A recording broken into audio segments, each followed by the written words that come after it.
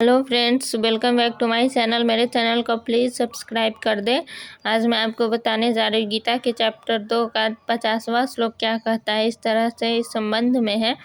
इस प्रकार अर्जुन को समता का आश्रय लेने की आज्ञा देकर अब 2 श्लोकों में उस समता रूप बुद्धि से युक्त महापुरुषों की प्रशंसा करते हुए भगवान अर्जुन को कर्मयोग का अनुष्ठान करने की पुनः आज्ञा देकर उसका फल बतलाते हैं।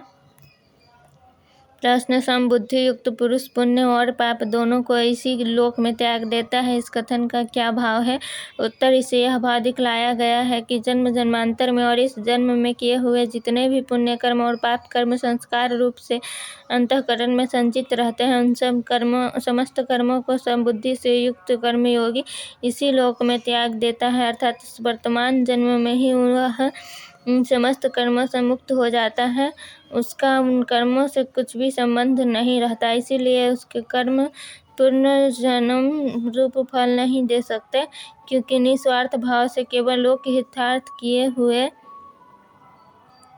कर्मों से उसके समस्त कर्म विलीन हो जाते हैं। इसी प्रकार उसके क्रियमान पुण्य तथा पाप कर्म का भी त्याग हो जाता है, क्योंकि पाप कर्म तो उसके द्वारा स्वरूप से ही छूट जाते हैं और शास्त्र विहित पुण्य कर्मों में फलाशक्ति का त्याग होने से वे कर्म अकर्म बन जाते हैं, अतएव उनका भी एक प्रकार से त्याग ही हो गया। प्रश्न: इससे तू समत्व रूप योग में लग जा, इस कथन का क्या भाव है?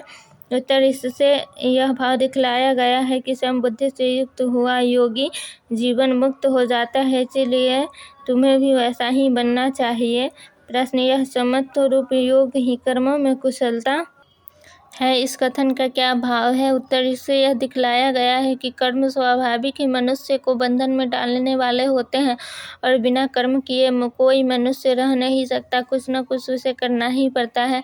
ऐसी परिस्थिति में कर्मों से छूटने की सबसे अच्छी युक्ति समत्व योग है। इस समबुद्धि से युक्त होकर कर्म करने वाला मनुष्य इसके प्रभाव से उनके बंधन में नहीं आता, इसलिए कर्मों में योग ही कुशलता है।